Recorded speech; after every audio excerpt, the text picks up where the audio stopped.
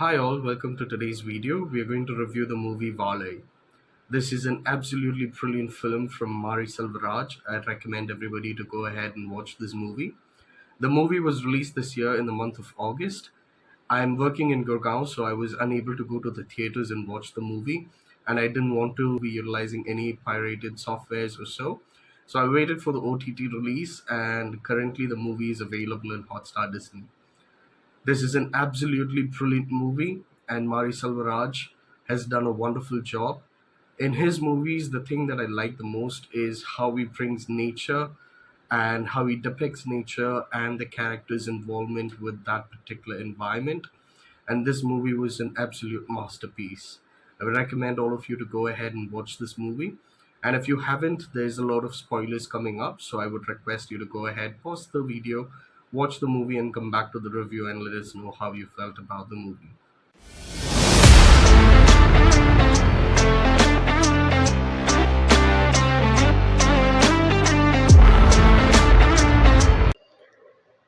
With the characters who've acted in this movie, I really like the characters, and especially the character Sivanainan that was played by the boy, and also Sega. These are two best friends, and they do almost everything together.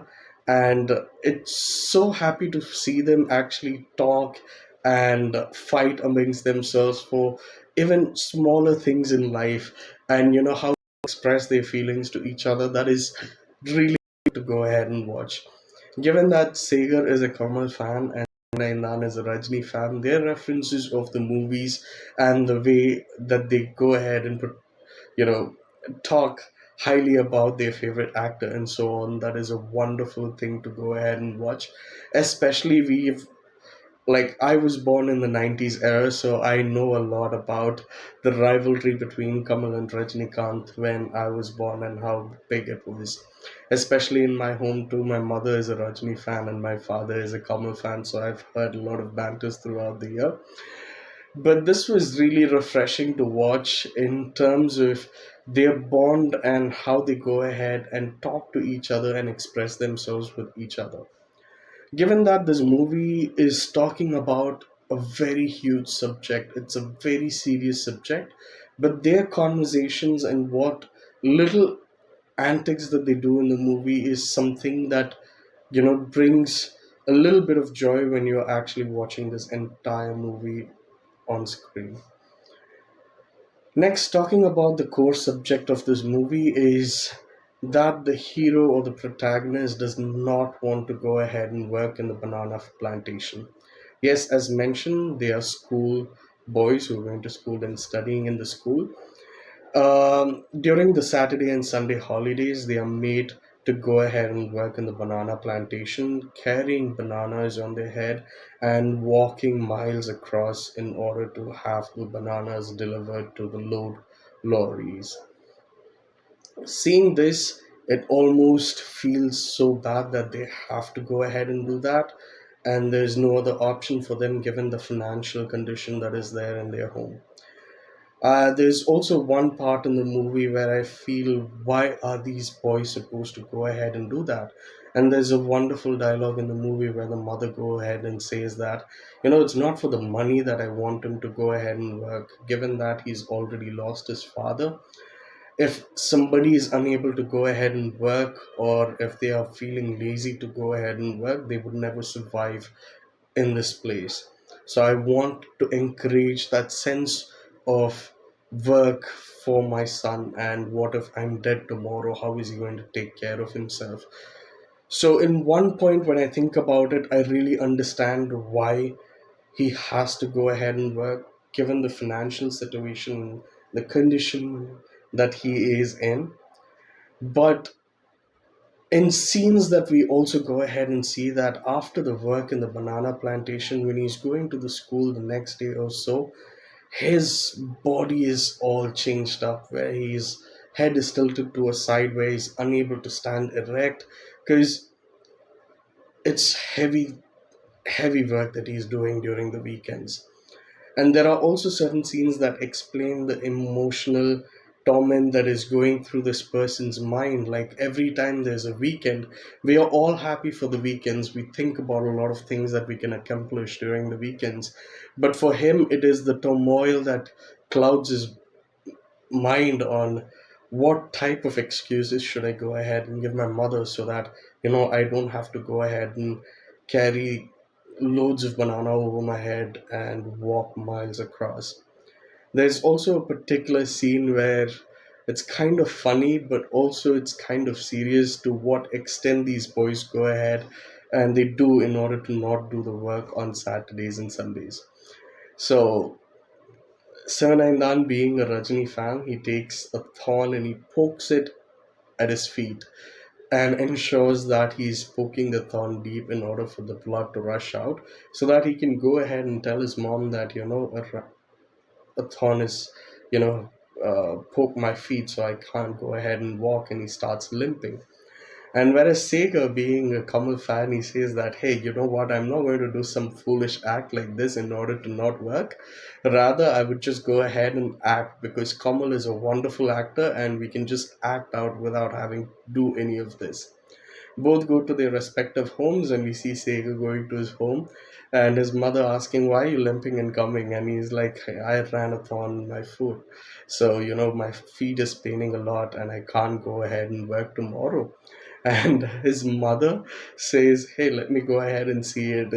Like, is it a flush wound? So maybe I can go ahead and put a medicine. And he's like, no, no, no, no, no, no. Then his mother finds out that he's lied. And when they go to Sivanandi's home, and his mother beats him all the way until her home, and they say, hey, both of these people planned such a way.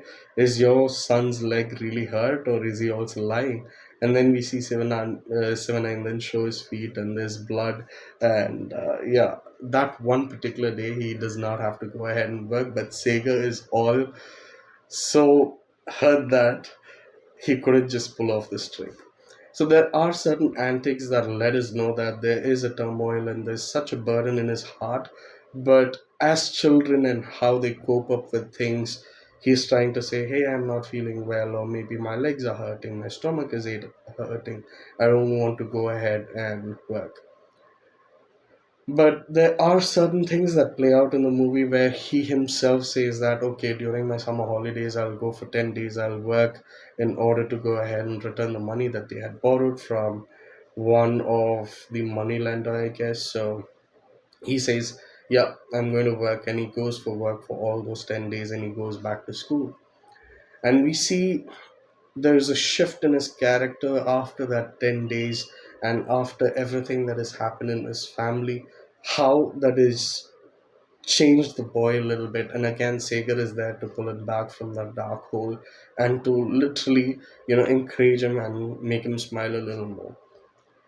Now, coming to the end of this movie, it's really, really heavy to go ahead and explain this part.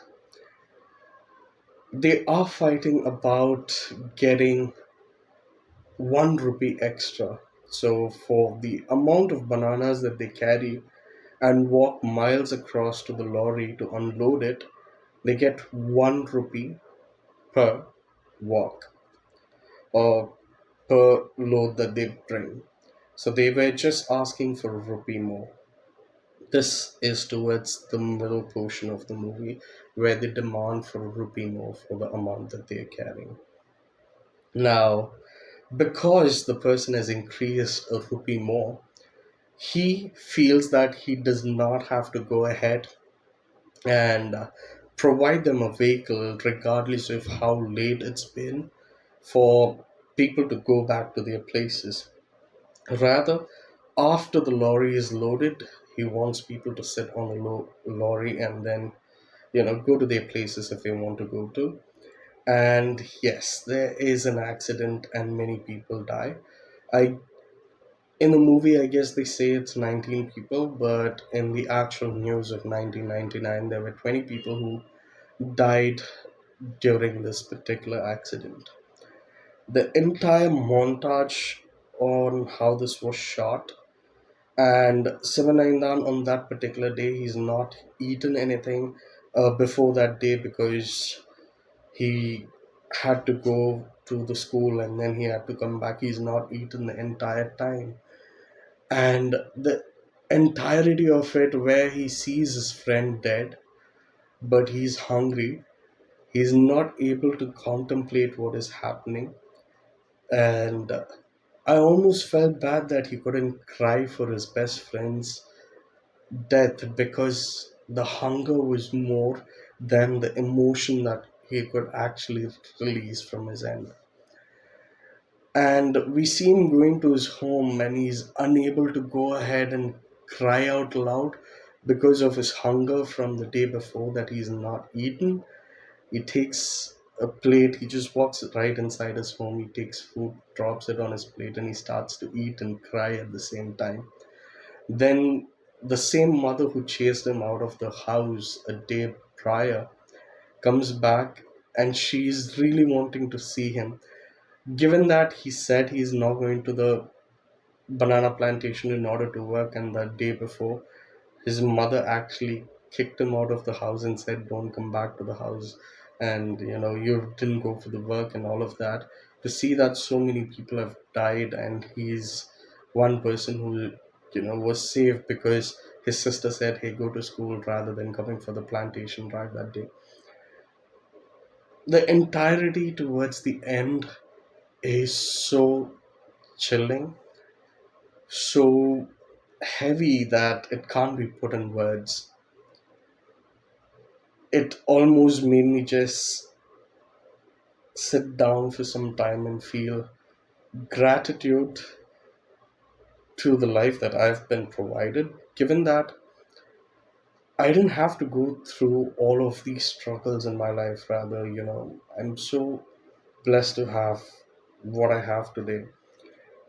And I guess by this story, I feel that Mari Selvaraj has actually gone ahead and answered to all the hate comments that he's been receiving from the day of Parayanam Perumal on why does he take movies that say stories of the underdog or about the caste issues or also the rural issues so much. I see that given that this is a true story and something that is in his heart for a very long time and he's finally directed it, we see a lot more on from where his pain comes from and why he's doing the work that he's doing today. So I would like to go ahead and say to Mr. Mari Selvaraj, you've done a wonderful job. You're a wonderful human being, and thank you for giving this movie, which was deep within your heart. And I have no words, literally, post this in order to go ahead and tell you how good I found the movie. But someday, if I ever have the chance, let's go ahead and meet and let's have a conversation more about this.